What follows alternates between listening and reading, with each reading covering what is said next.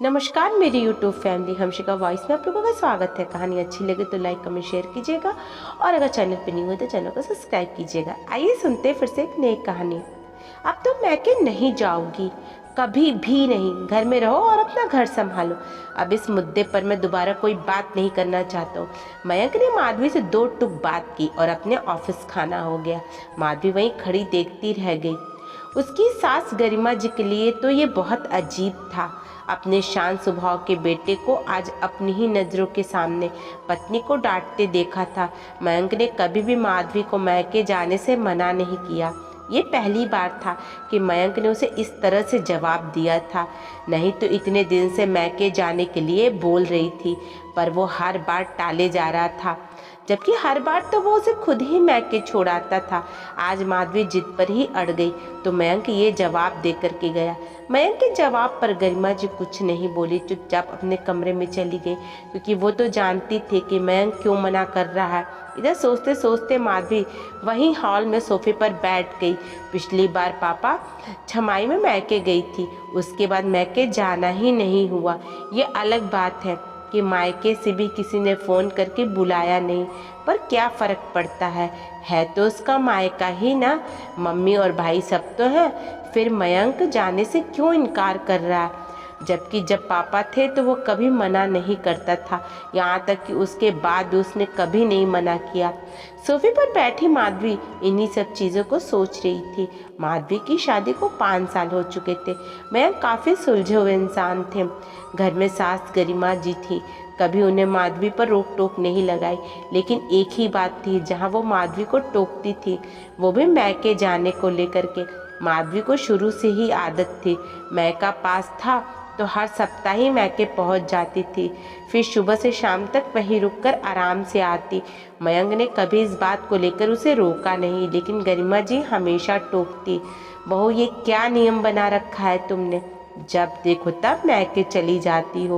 मुझे तुम्हारा इस तरह हर सप्ताह मैके जाना पसंद नहीं है। लेकिन माधवी एक कान से सुनती और दूसरे कान से निकाल देती। गरिमा जी मयंक को कहती तो मयंक भी हंस करके टाल देता। क्या माँ, आप भी सुबह जाकर शाम को तो आ ही जाती है, फिर क्या दिक्कत है? क्यों मना करती हो? जाने दो।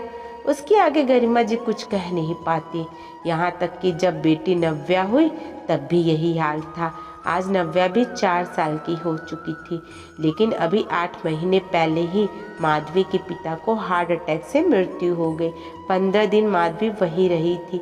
उसके बाद हर महीने जो श्राद्ध निकलता है उस पर भी वो गई थी। मयंक भी साथ गया था, लेकिन छमाई के बाद अचानक ऐसा क्या हो गया कि मयंक उसे मैके जाने नहीं देता। आजकल मम्मी भी फ़ोन पर ठीक से बात नहीं कर पाती। क्या पता दोनों भाभी मम्मी को ठीक से रखती भी हैं या नहीं। ऊपर से मयंक का ये व्यवहार। सोचते सोचते माधवी जब किसी नतीजे पर नहीं पहुंची तो मन ही मन खुद ही निर्णय लेकर के खड़ी हो गई। आज तो चाहे कुछ भी हो जाए, मैं मैके जा कर रहूँगी। आखिर मुझे अपनी मम्मी और दोनों भाइयों और भाभियों से मिलने का हक है। मयंक किस तरह से मुझे मना नहीं कर सकता है। सोचते सोचते माधवी कमरे में चली गई और फिर तैयार होकर के बाहर आ गई। तब तक गरिमा जी भी बाहर आ चुकी थी। बाहर उसे तैयार देख कर के गरिमा जी ने पूछा, बहू तुम कहाँ जा रही हो? जी माँ जी, मैं अपने मैके जा रही हूँ। मम्मी से मिले बहुत दिन हो गए हैं, तो उनसे मिलकर जल्दी ही आ जाऊंगी। नव्या के आने से पहले ही आने की कोशिश करूंगी। नहीं हो पाया तो आप नव्या को खाना खिला दीजिएगा। कहकर माधवी बाहर की तरफ मुड़ी ही थी कि गरिमा जी ने रोक दिया। बहू अब तुम मैके नहीं जाओगी, सुबह मयंक ने मना किया था तुम्हें, फिर क्यों जा रही हो? गरिमा जी की बात सुनकर माधवी खड़ी रह गई, फिर हिम्मत करके बोली, माँ जी मेरी मम्मी पर दुखों का पहाड़ टूटा है। उन्होंने अपना जीवन साथी खोया है और हम लोग उसकी भरपाई भी नहीं कर सकते हैं, लेकिन कम से कम मैं अपनी मम्मी से मिलकर तो आ ही सकती हूँ। उन्हें थोड़ी तसल्ली तो दे ही सकती हूँ। बेटी हूँ उनकी, क्या इतना सा भी मेरा हक नहीं है? इतने दिन हो चुके हैं मुझे उनसे मिले हुए, हर बार आप लोग कुछ ना कुछ बहाना बनाकर मना कर देते हैं, पर आज तो मैं ज़रूर जाऊँगी। माधवी जिद पर आते हुए बोली, वो इतनी जिद अच्छी नहीं होती है। मयंक ने मना किया है ना, चुपचाप घर में रहो। नहीं, मैं जाऊंगी, आज तो मैं जरूर जाऊंगी बस, कहकर माधवी जबरदस्ती घर के बाहर निकल गई। इधर गरिमा जी को कुछ भी समझ में नहीं आया तो उन्होंने मयंक को फ़ोन लगा दिया और ये बता दिया कि माधवी जबरदस्ती मायके खाना हो गई है। ठीक है माँ, मैं देखता हूँ, कहकर मयंक ने फ़ोन रख दिया। इधर कुछ देर बाद माधवी अपने मैके पहुँची, लेकिन घर पर तो ताला लगा हुआ था। उसने मम्मी का फ़ोन भी ट्राई किया, लेकिन मम्मी ने फ़ोन नहीं उठाया। तभी वहाँ पास में रहने वाले उसके चाचा जी ने उसे देख लिया और उसे आवाज़ लगाकर बोले, अरे माधवी बेटा, घर पर कोई नहीं है, इधर हमारे यहाँ आ जाओ। चाचा जी की बात सुनकर माधवी उनके घर चली गई। जब वो वहाँ गई तो चाचा जी ने चाय नाश्ता परोसते हुए कहा, अरे माधवी बेटा, आज तो बहुत दिनों बाद आई, अब तेरी सास की तबीयत कैसी है? चाची जी की बात सुनकर माधवी हैरान रह गई। मैं समझी नहीं चाची जी। अरे तेरी सास सीढ़ियों पर से गिर गई थी ना, इसलिए तो इतने दिन से नहीं आ रही थी, उसी बारे में पूछ रहा हूँ। अब तो तेरी सास ठीक है ना? चाची जी ने उसे समझाते हुए कहा। सुनकर माधवी हक्की बक्की रह गई। भला उसकी सास को कब चोट लगी? आपको किसने कहा चाची जी कि मेरी सास को चोट लग गई है? मैंने तो कुछ बोला ही नहीं, माधवी हैरान होते हुए बोली।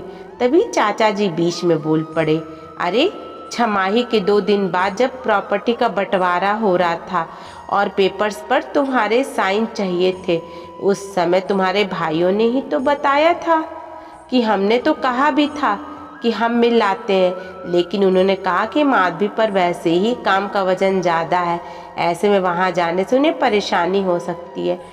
प्रॉपर्टी का बंटवारा ये कब हुआ? सुनकर ही माधवी का दिमाग घूम गया। तभी चाची जी बोली, पर एक बात तो मुझे समझ में नहीं आई माधवी, तूने पूरी प्रॉपर्टी पर से अपना हिस्सा छोड़ दिया, यहाँ तक कि उस प्रॉपर्टी को भी छोड़ दिया जो तेरे पापा ने तुझे ये कहकर दिया था कि ये नव्या के लिए है। सुनकर माधवी को कुछ समझ ही नहीं आ रहा था कि ये क्या करे और क्या बोले। तभी चाचा जी का बेटा वरुण कमरे में आ गया और माधवी को देखकर चुपचाप खड़ा रह गया। ये देखकर चाची जी बोली, अरे वरुण, माधवी आई है, हमेशा तो इसे देखकर खूब हंसी मजाक करता है, आज चुपचाप क्यों खड़ा हो गया? तभी माधवी बोली, चाचा जी मैं चलती हूँ, नव्या के आने का समय हो गया है, माँ जी उसे संभाल नहीं पाएंगी, कहकर वो बाहर आने लगी। तो वरुण बोला, रुको माधवी, मैं भी तुम्हें बाहर ऑटो स्टैंड तक छोड़ देता हूँ, कहकर वरुण उसके साथ ही बाहर आया और दोनों वहाँ से पैदल ही ऑटो स्टैंड के लिए निकल गए। ऑटो स्टैंड पर पहुँचने के बाद उससे बोला, माधवी तुम यहाँ क्या कर रही हो? मुझे तो लगा था कि अब तुम मैके ही नहीं आओगी, आखिर तुम्हारे परिवार वालों ने तुम्हारे साथ कितना गंदा व्यवहार किया है। मयंक जी तो बहुत गुस्सा हो रहे थे, यहाँ तक कि तुम्हारे घर पर आकर के लड़ कर के भी गए थे। आखिर तुम्हारी जीते जी तुम्हारे परिवार वालों ने तुम्हारा डेथ सर्टिफिकेट तक, छी, मैं तो ये बात अपनी मम्मी पापा को भी बता ही नहीं पाया, पर यकीन नहीं होता तो ताई जी ने भी उनका साथ दिया अपनी ही बेटी को। कहते कहते वरुण चुप हो गया। उसकी बातें सुनकर माधवी के पैरों तले जमीन खिसक गई। तभी वरुण बोला, आज शायद जमीन के रजिस्ट्रेशन के लिए गए होंगे, इसीलिए घर पर कोई नहीं है। अब माधवी को समझ में आ रहा था कि मयंक उसे मैके जाने के लिए मना क्यों कर रहा था, और इसीलिए आजकल उसकी मम्मी भी फ़ोन पर उससे ज़्यादा बातें नहीं करती है, बस फ़ोन उठाते ही उन्हें फ़ोन रखने की जल्दी होती है। माधवी को कुछ समझ नहीं आया तो उसने अपनी मम्मी को दोबारा फ़ोन लगा दिया, लेकिन इस बार उसकी मम्मी ने फ़ोन उठा लिया। अरे माधवी बेटा, मैं अभी मंदिर आई हूँ, तुमसे बाद में बात करती हूँ, कहकर वह फ़ोन रखने ही वाली थी कि माधवी ने कहा, मम्मी मंदिर में हो ना, तो अपनी मरी हुई बेटी की आत्मा की शांति के लिए भी भोग जरूर लगा देना। सुनते ही कुछ पल के लिए उसकी मम्मी बिल्कुल शांत हो गई। फिर जब दोनों तरफ ही मौन हो गया तो उसकी मम्मी बोली, देख बेटा, मैं मेरे दोनों बेटों के नाम पे प्रॉपर्टी कर रही हूँ। आखिर तुझे प्रॉपर्टी देने का क्या फ़ायदा? प्रॉपर्टी तो तेरे साथ तेरे ससुराल चली जाएगी। आगे चलकर तेरे भाइयों को, तेरे बच्चों की शादी में भात तो देना ही पड़ेगा ना। ऊपर से मेरी सारी जिम्मेदारी भी तो बेटा ही उठाएगा। पर तो फिक्र मत कर, तुझे मैं कुछ ना कुछ तो ज़रूर दूंगी। मुझे आपका कुछ भी नहीं चाहिए। आप रखिए अपनी प्रॉपर्टी को। जिस माँ के लिए उसकी बेटी ही मर गई, उसकी प्रॉपर्टी का मैं क्या करूँगी? कहकर माधवी ने गुस्से में फ़ोन रख दिया और वहीं रोड पर रोने लगी। वरुण उसे चुप कराने की नाकाम कोशिश करता रहा। तभी मयंक वहां आ गया। मयंक को देख करके माधवी उसे गले लगा करके खूब रोई। तब मयंक ने कहा, बस इसीलिए मैं तुम्हें आने देना नहीं चाहता था कि तुम्हें ये बात पता चले। पर तुम फिक्र मत करो, मैंने डिसाइड कर लिया है कि मैं इन लोगों के खिलाफ कोर्ट में केस करके रहूँगा। नहीं, कोई ज़रूरत नहीं है उन लोगों पर केस करने की। कुछ नहीं चाहिए मुझे उन लोगों की शक्ल भी नहीं देखनी है। सोच लूँगी कि जहाँ मेरे पापा ख़त्म हो गए वहीं मेरा मायका भी ख़त्म हो गया। मेरे लिए मेरा पति और मेरा परिवार ही काफ़ी है। आखिरकार माधवी मयंक के साथ वापस अपने घर आ गई। वो दिन था और आज का दिन है। माधवी कभी मैके नहीं गई। उसकी मम्मी ने आकर उसे मनाने की कोशिश भी की, लेकिन माधवी ने हमेशा के लिए हाथ जोड़ दिए। दोस्तों, आपको कहानी कैसी लगी? अगर अच्छी लगे तो लाइक, कमेंट, शेयर कीजिएगा और चैनल पर नहीं हो तो हमारे चैनल को कृपया करके सब्सक्राइब भी कीजिएगा। धन्यवाद।